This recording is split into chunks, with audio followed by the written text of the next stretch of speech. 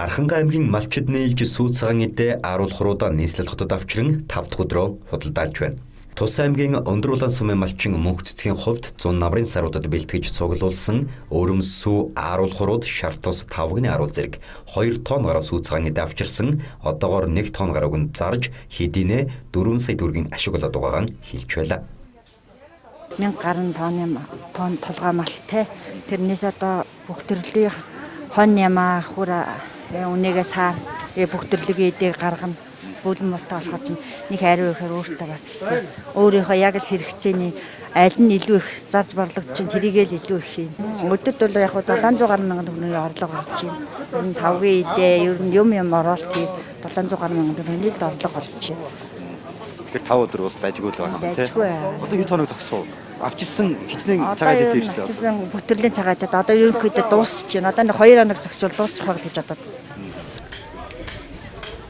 Захарын Архангай аймгийн Хангай сумын малчин Манлынх 1000 орчим толгой малтай жилд 1-2 тонн сүү цагаан эдээ бэлтгэдэг.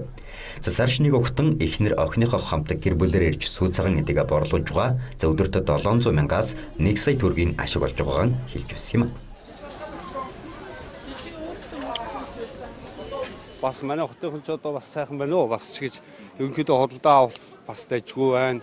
Заримдаа нэг 300 400 заримдаа нэг сая бас нөгөө энэ тэндээс одоо энэ нэг зудалтай байгаа энэ тентхийн улсууд ч бас чаавас ирж бас аймгийн зудалтай аймагуудын улсууд бас зарим нь сүүл цагаан эдээ авч байна. 100 намрын 6 сарын хөлс хөдөлмөр болох хурааж цуглуулсан сүү цагаан эдээгээ борлуулж олсон ашиг юунд зарцуулах вэ гэдэгт малчид ижил хариулт өгч байлаа. Орсон орлогоо тэгэл ер нь өөрсөндөө гэрийнхээ арчилд бол ноёутандаа зориулсан тэгэл цаашийнхаа ямыг бэлдэж авч явна. Гэхдээ ер нь тэгэл одоо энэ чи олсон орлого бол одоо тэгэл оюутны төлбөр байна. Бид нар ч одоо тэгээ сар шинэ болох гэж байна. Одоо асуудал бол их байна шүү дээ одоо бас. Энэ үгүй ярихад бол одоо ер нь бол угаасаа л тийм шүү дээ. Хүний амьдрал чи Малчдын хувьд малынхаа ашиг шимээр орлого олж санхүүгийн асуудлаа шийддэг үед нь хон ямааны ноос ноолуур тушаах, намрын эдшний мах зарах, мөн жилийн яг энэ үе буюу сар шинийн өмнөх цагаан эдээний худалдаа байдаг. Ялангуяа нийслэлчүүд сүүлийн жилүүдэд малчдын гар дээрээс элдв холцгүй цэвэр цагаан эдээ худалдан авах хүсэлтэй болсон нь малчдын орлогыг боддоор дэмжиж байна гэж тэд талархалтай байлаа.